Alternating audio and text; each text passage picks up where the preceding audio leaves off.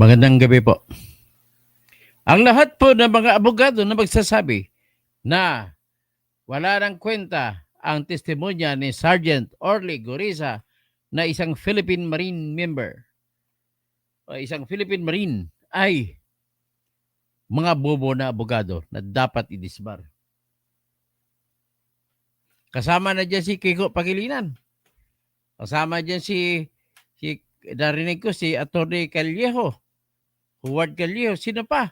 Si Atty. Jesus Palces. Aba, dapat idisbar mga yan. Kakahiya kayo. Hindi nyo alam kung ano ang totoo, anong hindi. Hindi nyo alam kung ano ginagamit yung batas sa interpretasyon ninyo ayon sa gusto nyo. Hindi kayo talaga ay lumalabas. Karamihan pa naman sa inyo, pinklawan. Parang lumalabas po na talaga kayo ay talagang wala kayong ginagawa kundi idepensa nyo pa si Marcoleta. Akalain mo ba naman ito si Trillanes? Sasabihin na ba naman ang lahat ng testigo? Si Engineer Alcantara, Engineer Bryce, si Engineer Jesus J.V. Mendoza, si Engineer Roberto Bernardo, ay sugo daw ni Duterte. Akalain ba naman ano bang utak na pasok sa utak ni Trillanes? Tapos titirahin pa niya si Mayor Benji Magalong. Bago ko tatalakayin ang patungkol sa affidavit ni Gureza, nais ko lang sabihin ang pagkaalarma ko po na may balak po na tanggalin si Mayor Benji Magalong mula sa pagiging special advisor ng ICI. Ano ang ground? Ang ground nila na sinasabi ay dahil daw ito ay may conflict daw, bawal daw sa konstitusyon. Tingnan natin ito. Sa ilalim daw ng Section 7, Article 9B ng Konstitusyon ay labag daw yung pagtalaga kay Benji Magalong. Aba, asan ka ba na makakita nitong mga galaw ito kasi ni Elisa Marcos? Alam ba ka bakit lumabas ito na issue? Lumabas lang po ang isyong ito dahil ang katotohanan po, nakuha ko na po yung ayon ang official source ko po, ay natatakot po kasi si Lisa Marcos na madadawit si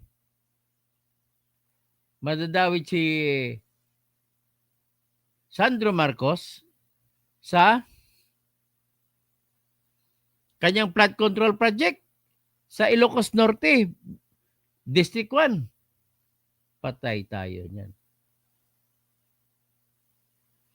Ito kasi sinasabi, no elected official shall be eligible for appointment or designation in any capacity to any public office or position during his tenure.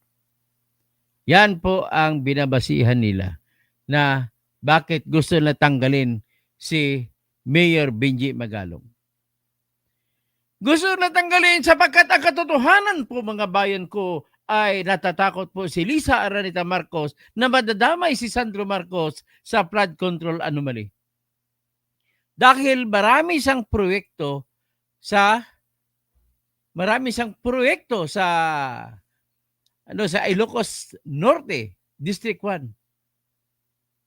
So ngayon, ang proyekto niya, kung titingnan natin ay ito tatanungin natin sa AI.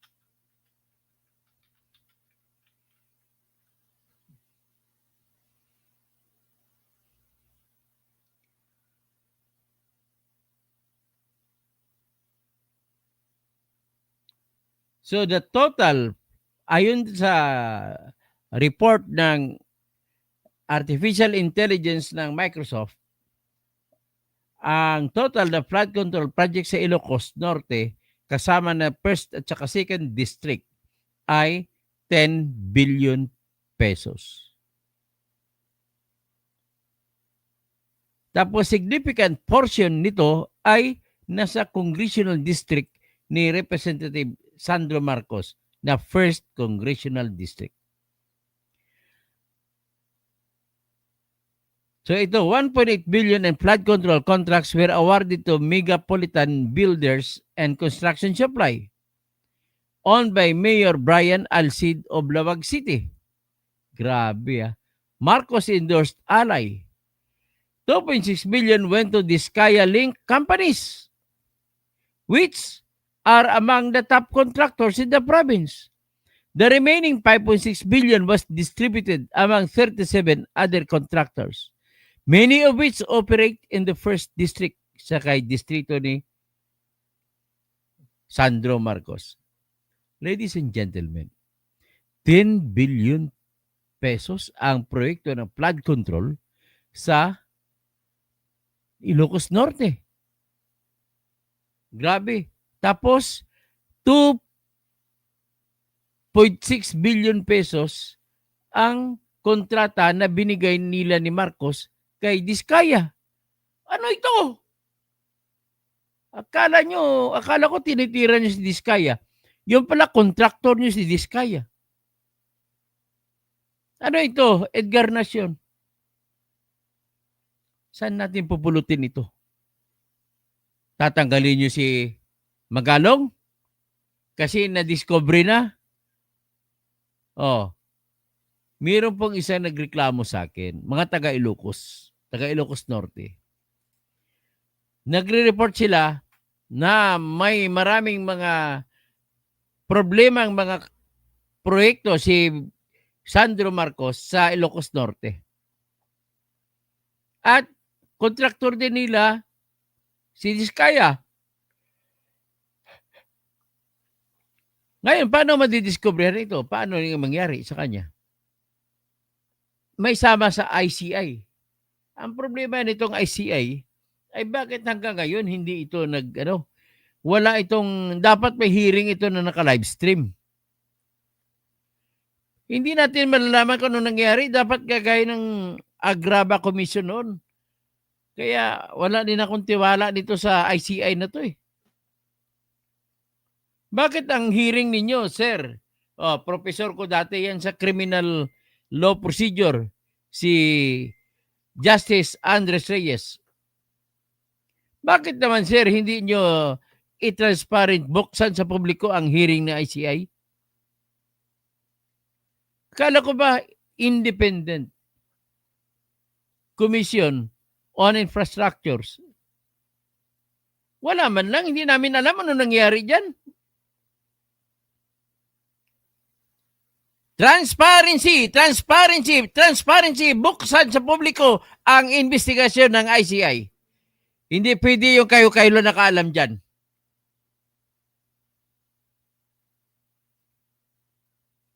Ngayon, tanggalin niyo si Benji Magalong. Okay, sagutin ko kayo.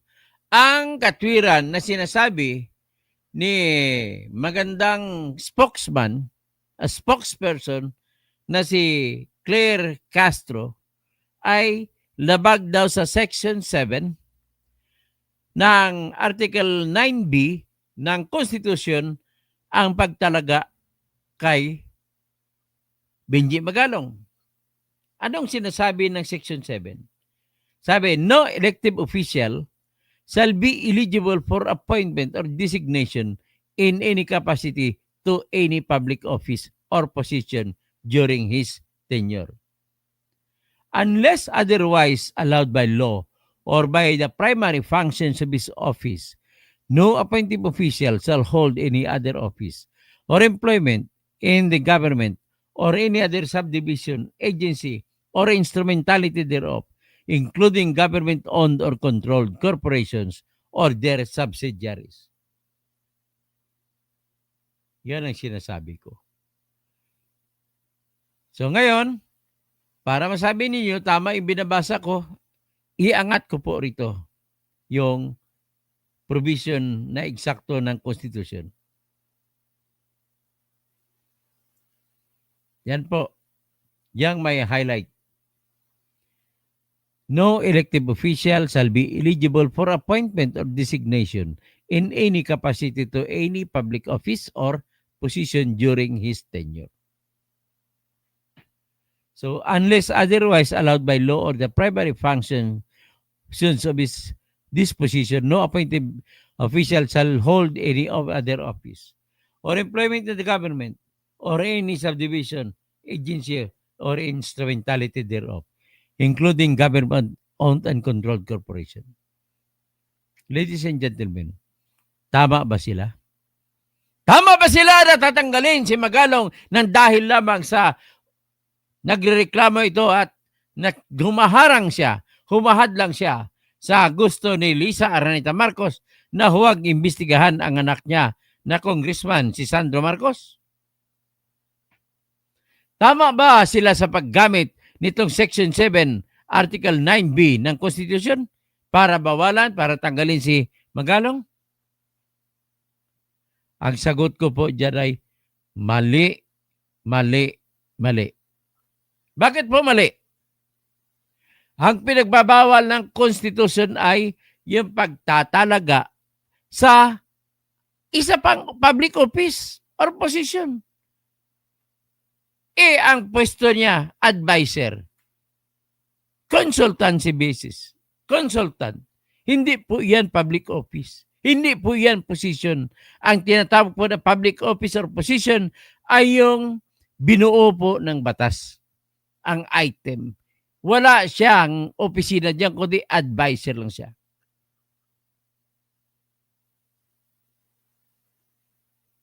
Sinasabi nga ang project employee, ang job order, hindi po sila employee ng pamahalaan. So parang job order lang yan ang nangyari kay Mayor Benji Magalong. Hindi po yan opisina ang kanyang inuukupa. Advisor ka. Advisor. Consultant ka ron. Kaya hindi na kailangan magkaroon ng batas na sasabihin na dapat payagan ang mayor na hahawak ng advisor. Kaya advisor lang Hindi naman pwesto yan. Gumana ang utak ng mga kalaban ng katotohanan at katarungan. Sa takot lang na magalaw, mauga si Sandro Marcos at mabulgar ang mga flood control projects ni Sandro Marcos.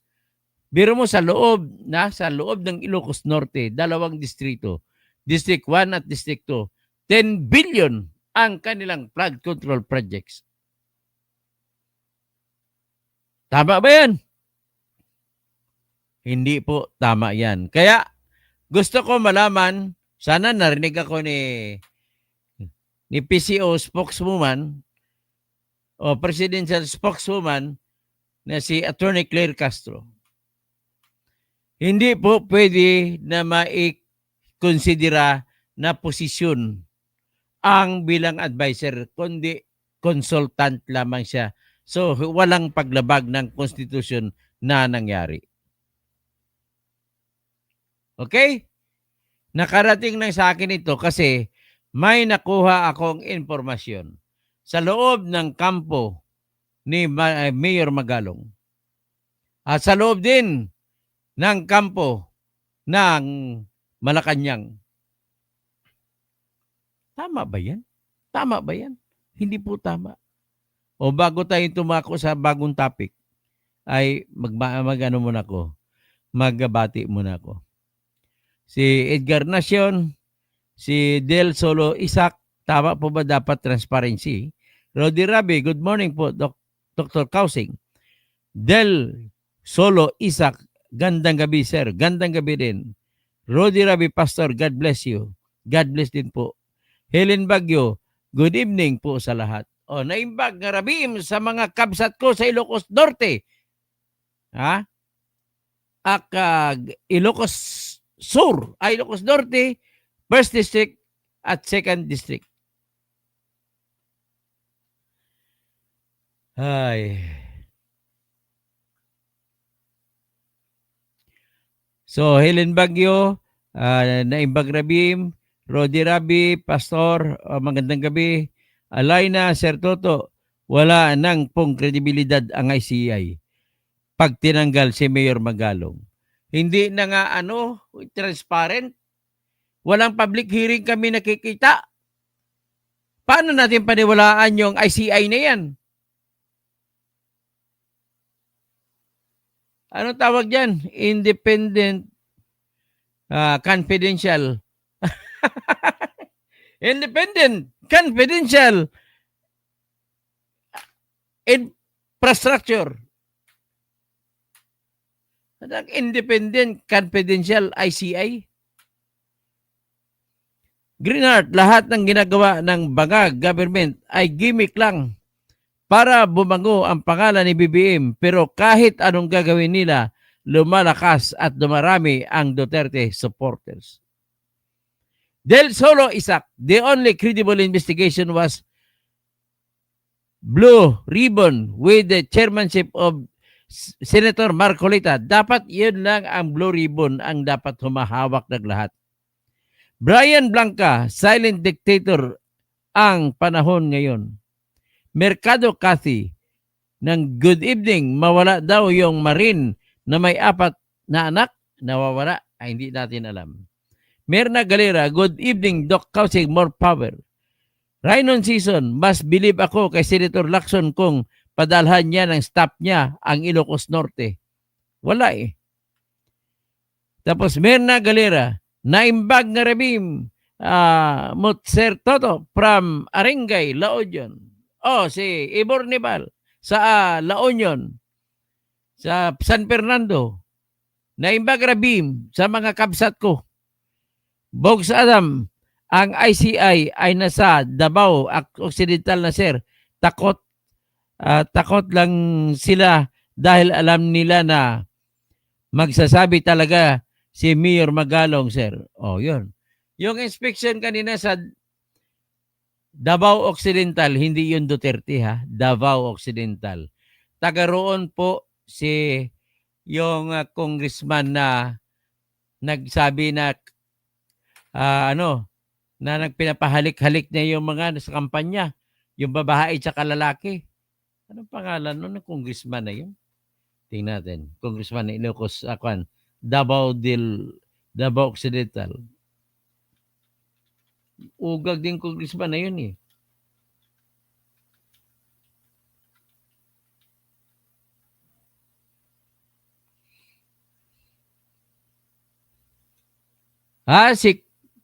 Sino ba yun? Hindi si Claudia Bautista eh. Si Claudia Bautista ata yun. Davao Occidental na gobernador. Akalain mo pinaghalik-halik yung sa kampanya niya, yung mga biyuda at saka yung isa, kabastos na congressman. Isa yan sa pumirma laban kay Sara Duterte. Davao Occidental. Akalain mo yung distrito niya. Yung ilog doon, ini-interview nila ni Magalong at saka ni DSWD Dizon na walang nagawa. Pero sa listahan, tapos na. Bayad na. Rochelle Gambuay, bilang na ang oras ni Magalong, mali daw ang taong nakuha nila kasi nabubulabog daw silang lahat. Ganon. Rodolfo Ruiz, Lacson, maraming kaso yan. Yang Kuratong Baliling, yang Daser Corbito, case, absuelto siya. Magaling yan. So, yan na masasabi ko dyan. Ang ICI ay walang kwenta. Saan ka makita? ICI? Independent Confidential Investigation. Yan ang ibig sabihin ng ICI. Confidential ang investigation.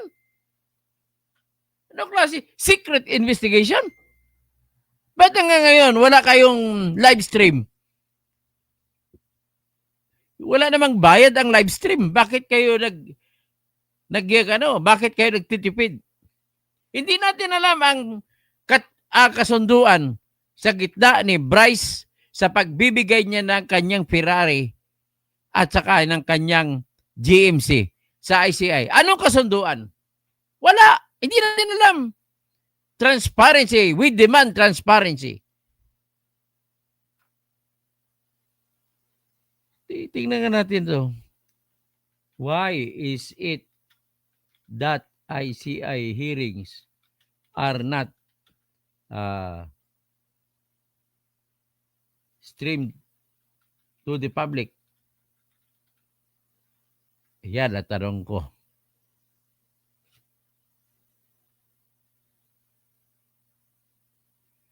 Mali to, sabi nila, due to combination of legal, procedural, and strategic. No, mali yan. Dapat nakikita yan ng bayan. Mali yan. Gaya ng ginawa doon sa Agrava Commission, panahon ni Cory Aquino.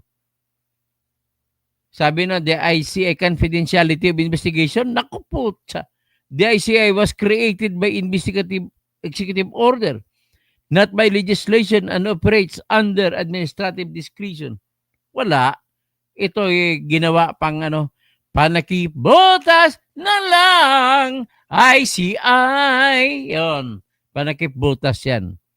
Streaming could compromise witness protection. Hindi naman.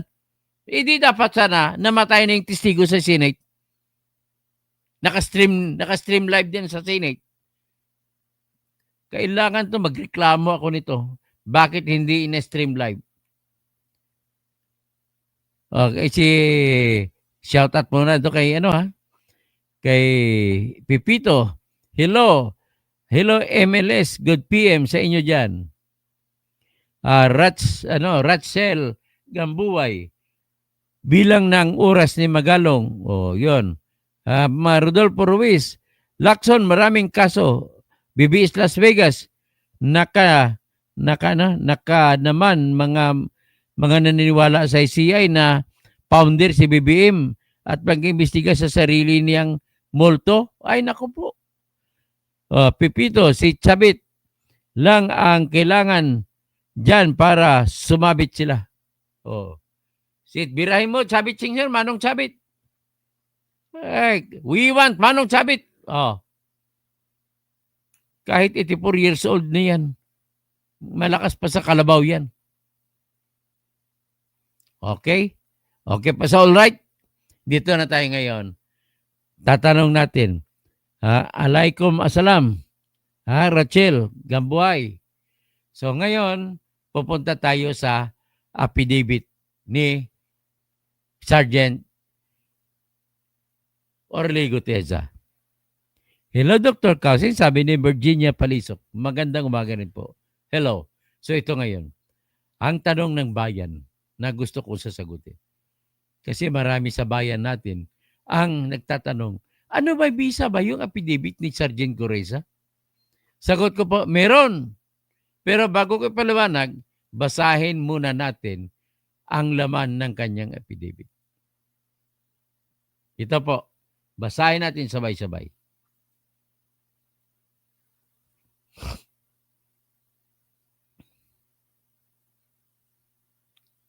So, ayan ha.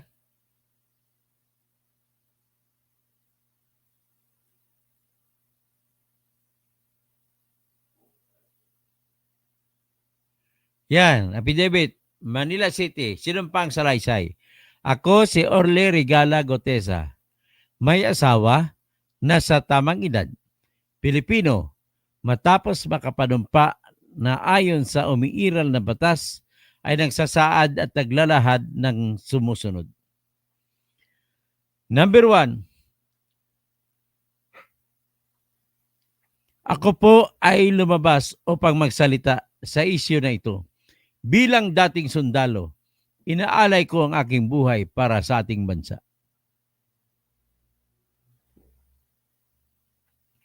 Number 2, sa pagkakataon pong ito, nagdesisyon ako magsalita at maglabas dahil ayoko maging masama ang kinabukasan ng aking mga anak at mga apo ko sa darating na panahon. Number 3, Ayoko po ang marinig ko po at mapanood sa mga pagdinig sa Blue Ribbon Committee. Number 4, ngayon ko lang po na pagdugtong-dugtong yung naging partisipasyon ko sa mga anomalya at korupsyon na ginawa at lumalabas sa hearing na ito.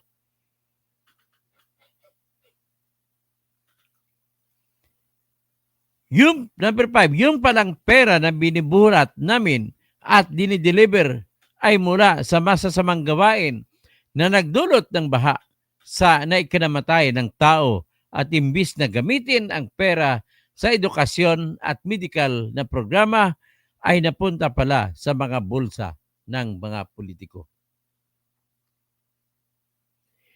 Number 6, mabigat po sa akin magsalita dahil may pamilya ako. 4 ang anak ko na nag-aaral pa. May asawa ako at nag-aalaga sa aking mga anak at marami po akong kasama sa operasyon na may kinalaman sa mga ibabahagi ko sa inyo. Number 7, nagtatrabaho lang po kami ng mga kasama ko, mga sundalo na Philippine Marines.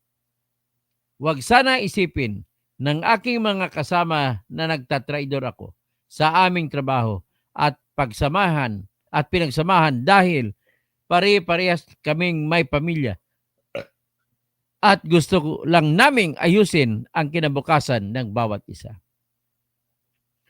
Number 8, wala akong naisip na kapahamakan para sa kanila, bagkus ang gusto ko lang ay maiayos ang kinabukasan ng bayan at lahat kami ay magkakaroon ng magandang kinabukasan. Lalo higit para sa aming mga anak, ito po ay para sa ating sambayanan.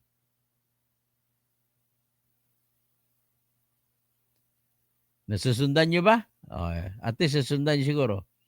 Number 9, noong December 5, 2024, na-hire ako bilang security consultant sa Ako Bicol Party List kay Congressman Zaldico at nasimulan na ang duty ko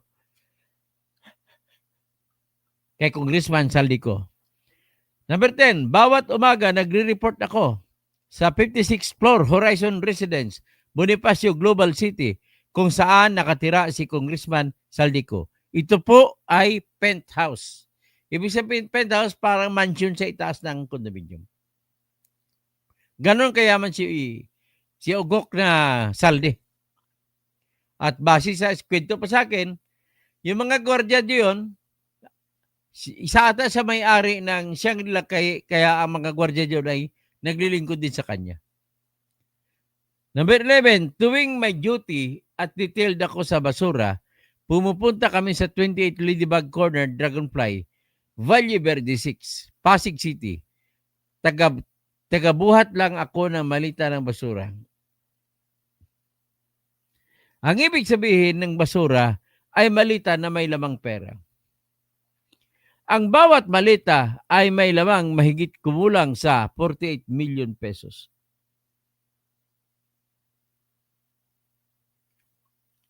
Ang bawat malita ay may post-it na nakadikit na nakasaad kung magkano ang laman ng bawat isa.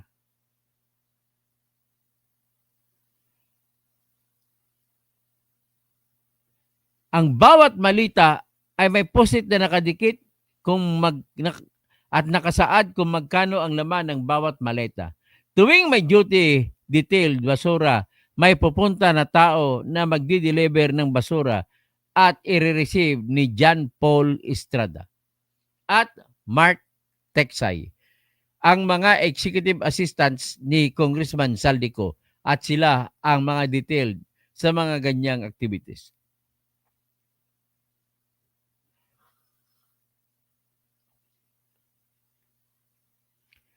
Ang nangyayari kapag duty kami sa basura, kalimitang dinadala sa bahay ni Congressman Zaldico sa Valle Verde 6 na tinatanggap naman ni Mark at ni Paul. Tandaan yung address, ha, pwede nyo lusubin doon. Alam ko na ang laman ng maleta ay pera sapagkat nakita ko si Paul na binuksan ang maleta at inilabas ang laman ng pera para bilangin. Number 19, ang isang ehemplo na nagdala ng pera ay si Congressman Eric Yap ng ACT-CIS Party List. 46 na maleta ang dala niya sa bahay ni Saldico sa Valle Verde 6.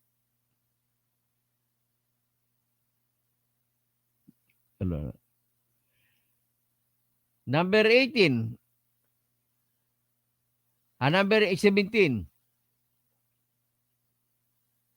Balik mo na ako number 16. Ang nangyari, kapag duty kami sa basura, kalimitang dinadala sa bahay ni Congressman Saldico sa Valle Verde 6 at tinatanggap naman ito ni Mark at ni Paul. Number 17, pagkatapos naming maibaba ang nasabing mga basura, ipinapasok sa bahay ni Congressman Saldico sa Valle Verde 6 at binibilang ni Mark at ni Paul. Number 18, alam ko na ang laman ng malita ay pera sapagkat nakita ko si Paul na binubuksan ang malita at inilabas ang laman ng pera para bilangin. Number 19, ang isang ehemplo na nagdala ng pera ay si Congressman Eric Yap ng ACT-CIS Party List. 46 na malita ang dala niya. Tapos ano pa? Number 20, pagkatapos mabilang, isinakay na namin sa mga sasakyang patungo sa Horizon Residences, Taguig. Pagdating sa Horizon Residences, dumidiretso kami sa basement upang maibaba ang nasabing basura at dalhin sa unit ni Congressman Saldico sa 56th floor sa nasabing lugar kung saan siya nakatira.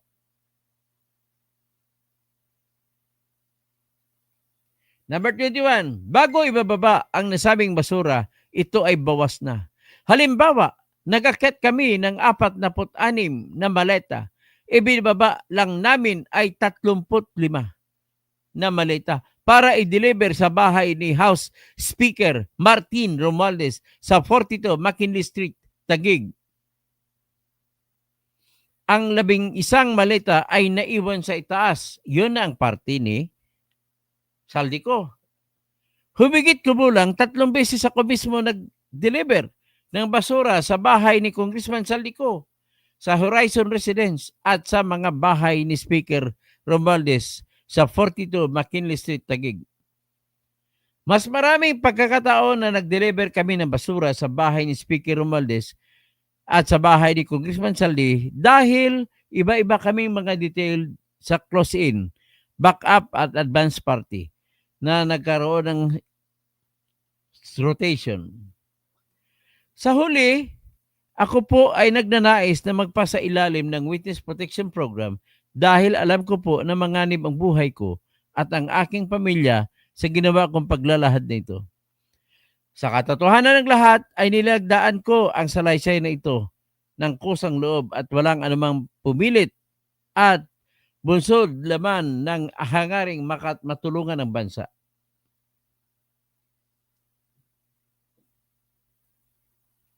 So, yan po ang kanyang affidavit. O, tingnan ninyo ngayon.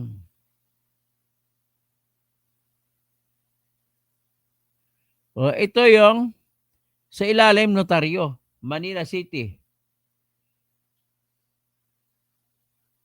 Akala ko ba Quezon City itong si Kwan? Si Attorney Petsi Rose Espera.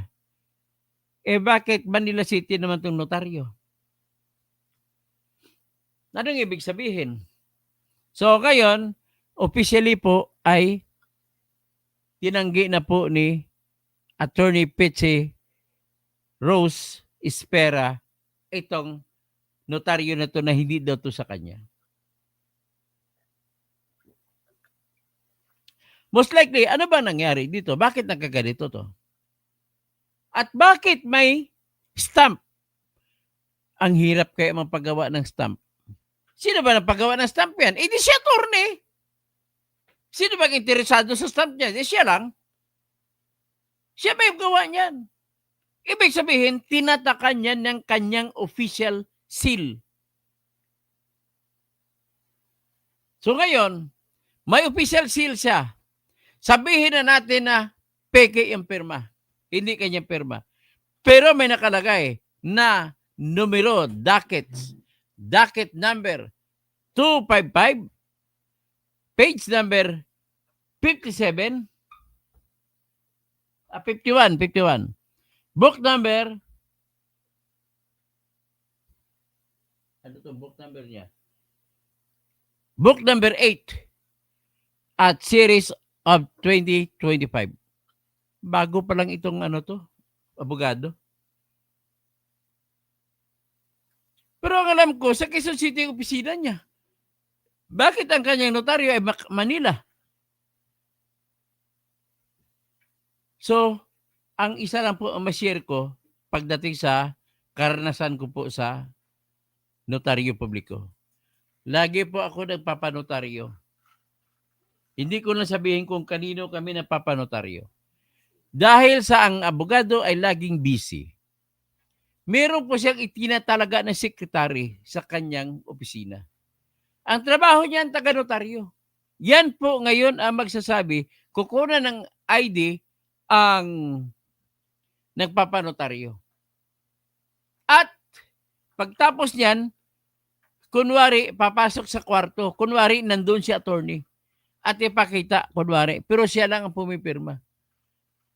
Ganun po ang kalakaran sa notaryo publiko. So ngayon, ano ang mangyari sa isang affidavit kapag, halimbawa, gaya kay Pecheros Espera, lumabas siya at kanyang itinanggi na ninotaryo na yan?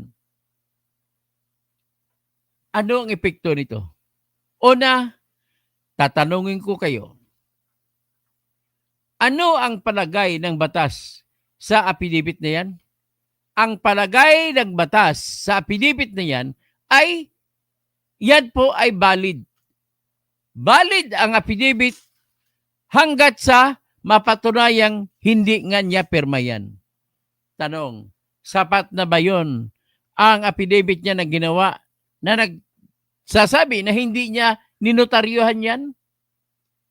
Sapat na ba yun? At pinost niya sa internet? Ang sagot ay hindi po. Maliban na lamang, pag nagpakita si Attorney Pecheros ng kanyang libro at ipapakita niya sa libro niya na hindi nakalagay sa libro niya ang docket number. Ang docket number ay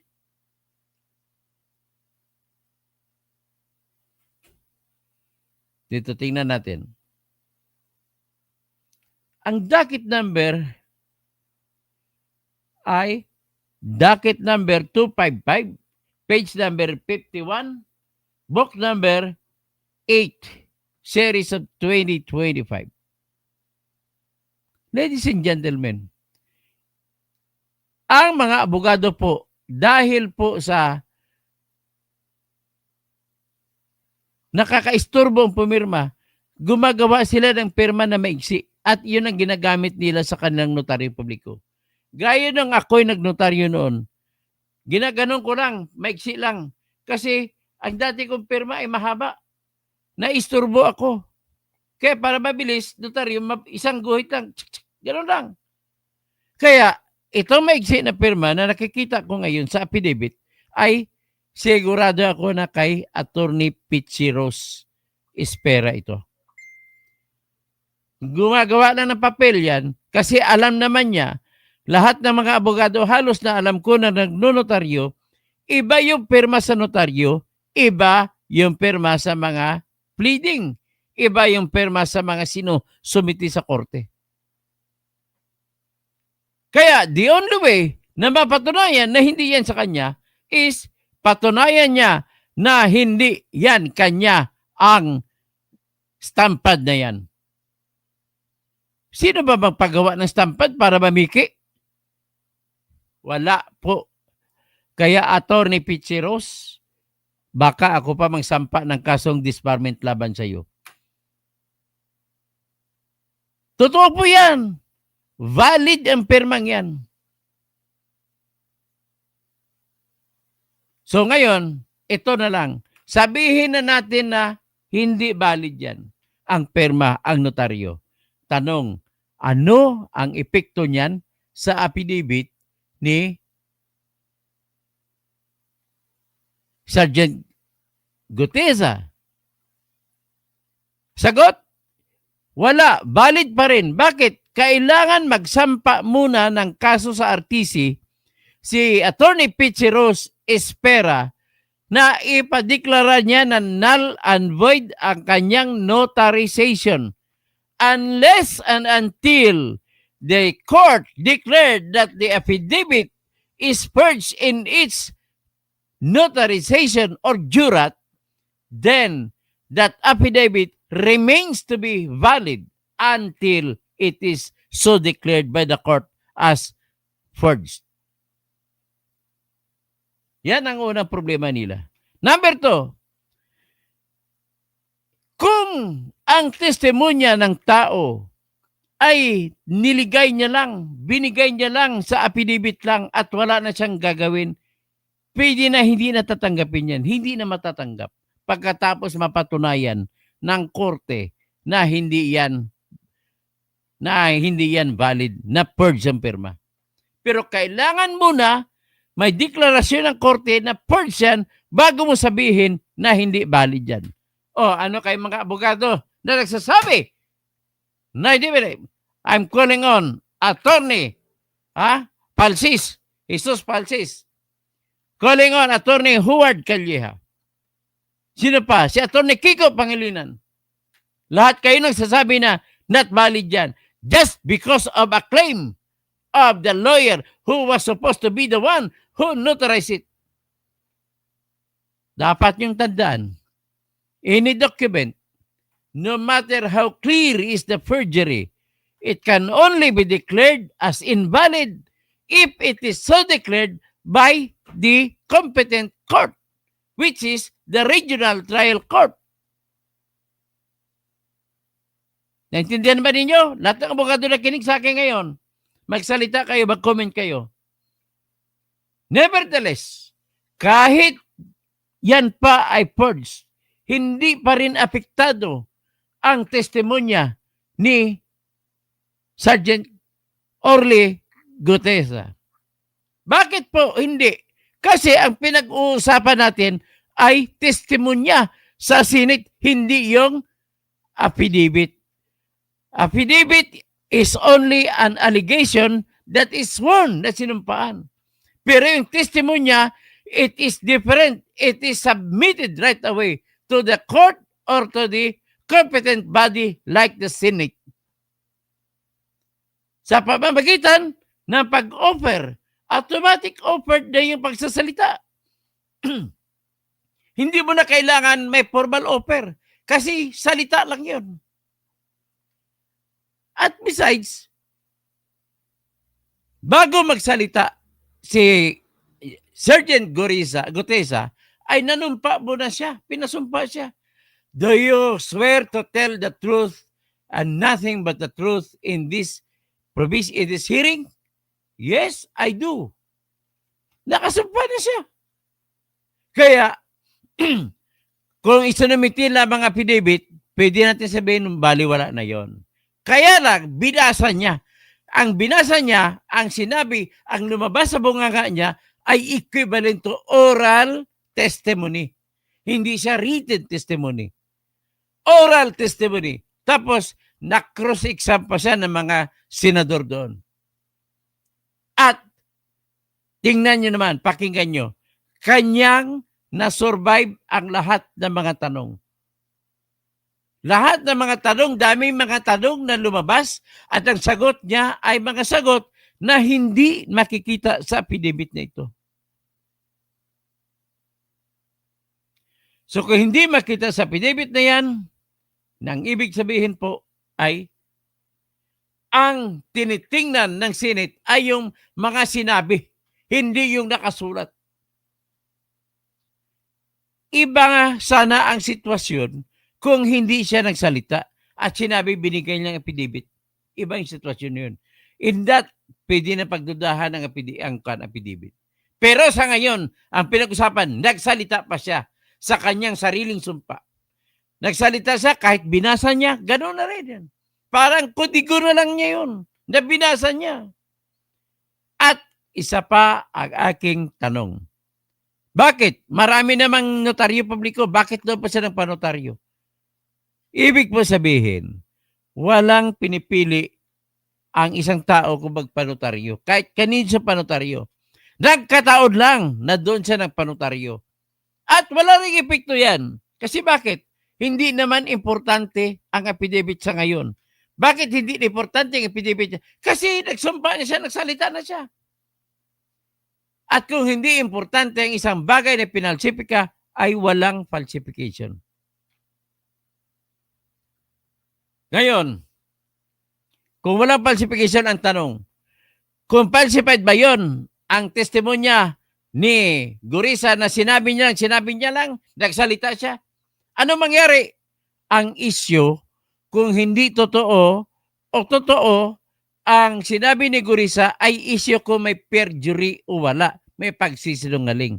Hindi po sa falsification. Iba yung falsification. Forgery yun. Ito naman, kung perjury ba o hindi, nagsinungaling ba siya o hindi.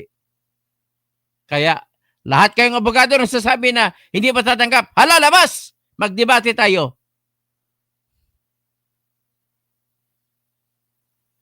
I'm challenging, I'm daring all of you to a debate. Sinong gusto magipagdebate?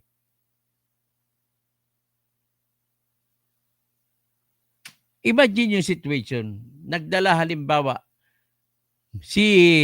may isang testigo doon. Hindi ko lang maalala kung sino, na matapos niya binasa, si Carly Discaya.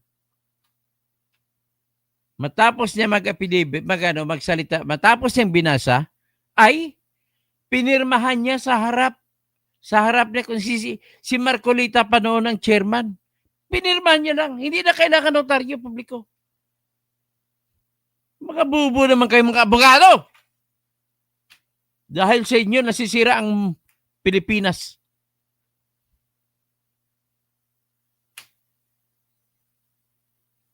At dahil napatunayan ko na hindi nyo kayang i-invalidate ang nasabi, hindi ko na magagamitin ang affidavit. Ang nasabi na, ang binanggit na, ang sinabi ni testimonya, iba yung testimonya, iba yung affidavit. Affidavit can never be considered as testimony. It is only a real affidavit. None at all. It cannot extend beyond to be accepted as evidence until and unless the affidavit is subjected to cross-examination, ay hearsay ang affidavit. Pero yung nangyari kay Sergeant Gurisa, nagsalita siya at kinross-exam siya, maraming senador na nagtatanong. Lusot siya lahat at consistent sa mga una niyang sinabi at consistent hanggang sa pinakahuli. Hindi nagbago. Yan po ang marka ng taong nagtumitistigo ng katotohanan. Besides, kilala ang Marines na mga tao na may pinakataas na integridad sa mga sundalo. Mas mataas pang integridad ng mga Marino kaysa mga kadete o gumraduate sa Philippine Military Academy. Kahit sabihin pa natin na ang motto ng PMA, Philippine Military Academy, ay courage, integrity, loyalty. No, I will not accept the proposition na mas mataas pang uri ng integridad ng mga PMers kumpara sa mga Marines. Maliban na lang kung PMer ay naging Marine, kagaya ni Colonel Ariel Kirben na hinahangaan ko na isang Medal of Valor awardee. At hinangaan ko rin na si General Pong Biason. Pero yung anak niya hindi ko hinahangaan. Siya lang ang hinahangaan ko, si Kabsat Pong Biason. Marino kasi si Pong Biason eh. Kaya natapos na lang pagka-senador yun, namatay na lang yun si Pong Biason. Ang cellphone niya, yung hindi smartphone, tapos dilastik ko pa kasi mahuhulog. Parang sabihin ko, ay, kapsat, awanti kwartam o kuripot dayta. Hindi, talagang mabait itong ano. Malakas, mataas ang integridad ni Pung Biason kasi marine siya eh. Kaya, sa sunod na eleksyon, number 1, alokin ko to si Ariel Querubin na magsama na kami. Kasi si Ariel Querubin ay marine. Mataas ang uri niya sa serbisyo para sa bayan. Valor, Medal of Valor Award yun. Ay, kung sino man mga abogado yung masasabi na wala na tong kwenta, lahat ng mga tambalos-los yan. Lahat yan ng mga BBM, mga abogado, magsalita na kayo ngayon, identify. Ha? Pull the trigger if you may. And I will pull the cannonball that will fly on you. So, yan at least alam nyo na, matalino na kayo ngayon. Bakit totoo? Bakit hindi magigiba ang testimonya? Testimonya kasi yan. Iba yung testimonya, iba yung aligasyon sa affidavit. Sa sinumpang salaysay lang ang tawag dyan. Pero kapag naialok na sa korte, kagaya ng pagsasalita mo, naialok na sa committee hearing ng Senado o sa House na ganun sa salita at kini-question kanila which is in effect equivalent to a cross-examination, ay ang lahat po ng affidavit ay matatanggap lamang na ebidensya kung naisumiti na ito sa cross-examination at nasabi na ng tumitistigo. Maintindihan ninyo? So, ganun lamang po. Shout out talaga ako.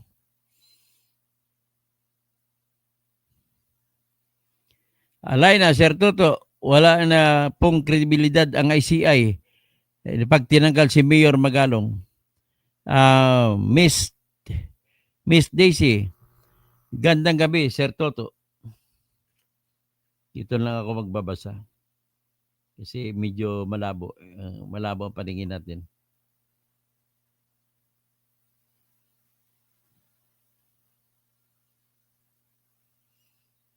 Okay. So dito tayo magbabasa. Mula kay si Carlito Trinidad, mga bubuyan tao na nagsasalita, ano pala gusto nila sumumpa pa sa bago magsalita? Tapos Diosel Rose, basta matino, tanggal. Ayun. Si Chrissy Brooks, okay, shout out kay White Ouroboros. Attorney Toto, hindi ba papanagutan ng abogado na may notary public service ang pag-safe keep ng dry seal stamp nila at hindi pwedeng tama po kayo kapag nagamit ang seal nila, yun na yun, automatic na yun. Ibig sabihin, pinapalagay na sila na yun. Tapos si D, Kiko, Erwin, Lacson, halatang may mga pinagtatakpan. White Ouroboros, maaring tama yung attorney na hindi siya ang nag-administer at pumirma kasi yung staff niya sa notary public ang gumawa. Ganyan naman talaga ang notary public. Tama ka White Ouroboros. Staff sa isang mga ginagawa, staff lang ang gumagawa. Berinya Palisok, God bless everyone. Asyong Max, katotohanan ang sinasabi mo, Dr. Toto. Tapos Merna Galera, pareho kayo ni Senator Marcolita ang opinion, no valid ang affidavit ni na valid ang affidavit ni Sergeant Gotesa kasi nakapag-ot naman siya sa Blue Ribbon Committee. Tapos nag-ot si Gotesa, di na kailangan ang notaryo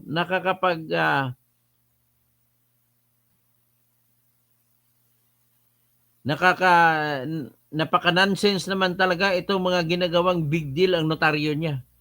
Diyos 80-80 si Kiko at Kaliha nanumpa sa BRC, si Gotesa sa Blue Ribbon, no, BRC. Kaya valid yan, affidavit niya kasi may oral pa siya. Di ako lawyer, pero common sense lang. Tama po kayo, Jose. Jeffrey, bote na lang may Toto Tirador na mahusay magpaliwanag.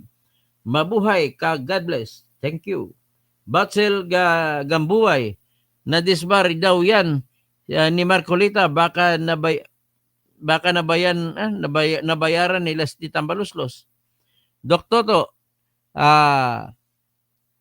nag-resign, nagalit si ICI, si Magalong, ganun ba? License deal ng attorney, license deal. Pipito, siyempre, i-disqualify nila at babayarang attorney Real, may-ari ng seal, babayaran niya ng Tambaluslos. Wala rin magawa. Tama ka, Toto, sabi ni Pipito. Ako rin ang nagpanotaryo, ang nagpirma, may sekretary niya at ginamit ay notary seal ay attorney. Okay. Diyos A, kapag may dry seal yan, valid na yan. Tama po kayo. Mr. Money, kabatas, paliwanagan mo naman kami ng the last page ng papel. Kapag nanotaryo, paano kung ang bank pumirma the name attorney pero nandoon lahat ng info at dry seal, I presume valid po siya. Ang tinatawag na ay valid doon sa tunong tingin. Kaya sabi ko nina, hanggat hindi pa siya nadeklara ng korte na invalid, na null and void, ay pwede gagamitin pa rin. So, sabi ni Pipito, wala yan katotohanan. Harangan nila yan para hindi man ma-prosper. Kasi grabe, ang aligasyon nito, detalyado pa papunta sa bahay ng Tambaluslos.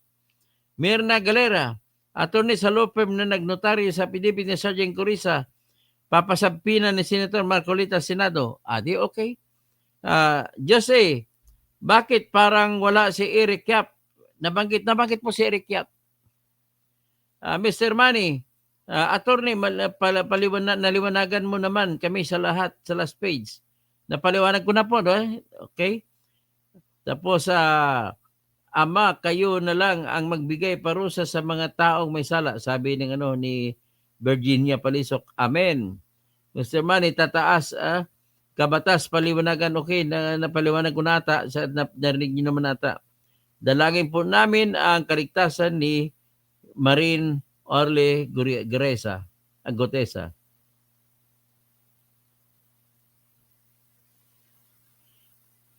Okay, sa sunod si Pipito, putol din, hihi, sabi niya. Lovely. Sweet taco. Sabi niya, kalabasin nila, ghost din ng witness. Kaya, flood control ghost, kay ghost din ng witness. Sabi rin niya, Palisok, God, dinggin po ang aming, God, dinggin po ang aming pagsamo. Perne Pinto, ayos, laban, kabayan, bunyog, ingat. Tapos Virginia Palisok, pagdadasal ko po yung kaligtasan ng at marami kaming nagdarasal sa safety ninyo. Legit yung affidavit na Sergeant Corisa kasi nakapag-oath naman sa Blue Ribbon. Virginia Palisok, Dr. Kausing, tayo po ang isa sa mga lakas, kayo po ang isa sa mga lakas namin. Reklamo mo po ang ICI na magiging transparent at should be live para alam ng tao ang nangyayari. Tapos, ICI sounds independent confidential investigation. Tama po kayo. So, Batsel Gambuay, dapat kasama ka, Dr. Toto, sa ICI. At ininhiro ka na naman. Dapat, nandun ako para alam ko yun. Attorney, nag-resign na si Magalong sa ICI. Nag-resign na ba? ML30 sa lahat ng ayaw mo, ayaw nyo na lang dyan magbaha. Katoto is the best. Virginia Palisok, hello Dr. Kausing, God bless. So Pamela, wala na po tayong masahan sa gobyernong Bangag. Jose, tama ka, bakit di naka-live si ICI? Ano yan, gimmick? Pepito, yes, Chabit. Si Bachel Gambuay, Assalamualaikum. Dok Toto, mafia, gagawi. So, mafia gagawi, mambo. Alaikum assalam. Rochelle Gambuay. Pipito, Si Chavit ang lang kailangan para sumabit sila. Si Chavit ba, sabi niya, si Chavit lang ang kailangan na para sumabit sila. BBS Las Vegas, nako naman, mga naniniwala sa ICI na founder si BBM at mag-imbestiga sarili niyang multo. Nako po, ah, bilang na ang oras ni Magalong, mali daw ang taong nakuha nila kasi nabubulabog daw silang lahat. Hello, MLS, good PM sa inyo. Okay, si Pipito yan ha. Merna Galera, naimbag nga rabi mot Sir Toto from Aringay, La Union. Oh. Tapos, Rhinon Season, mas bibilib ako kay Senator Lacson kung padalhan siya ng staff, pagdalhan niya ng staff niya ang Ilocos Norte. So, Mirna Galera, good morning, good evening, Dr. Tocasting, more power. Tapos si Lilis Explorer, bobo at bangag kasi sila. Tapos si Virgie Piquero, Lola Clear, kasi attack dog ng administrasyon. So Brian Blanca, silent dictator ang panahon ngayon. Miss Daisy, gandang gabi Sir Toto. Alay na Sir Toto, wala na pong kredibilidad ang ICI sa natinanggal si Mayor Magalong. Helen Bagyo, good evening po sa lahat. So Del Solo Isaac, good evening, gandang gabi. Tama na dapat transparency. So Dr. Toto, good evening po. O yan, sino sa dulo?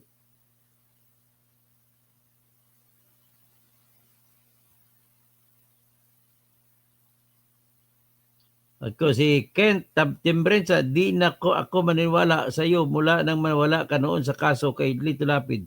Ay, babalikan natin si Lito Lapid. Madali lang yan. Bakit galit na galit ka kay Lito Lapid?